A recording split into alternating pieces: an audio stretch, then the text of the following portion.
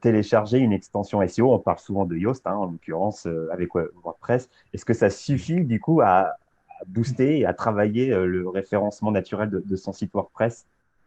Alors, Mythe ou réalité? effectivement, ça. Alors là, c'est un mythe, hein, on ne va pas se le cacher, sinon on n'existerait pas. Ouais. Donc, non, les extensions SEO, comme c'est ça, on en revient un petit peu à l'humain. Les extensions SEO, ça va permettre de faciliter les actions d'optimisation du site web. Mais en amont, il faut déterminer les actions à mettre en place sur le site web.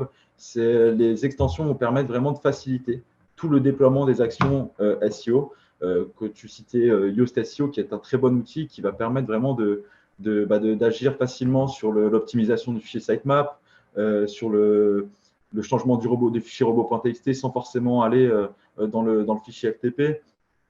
Ça va permettre vraiment d'optimiser le site, de mettre en place des balises no index, etc., de manière très très simple, sans forcément Mhm. agir dans le code source du site.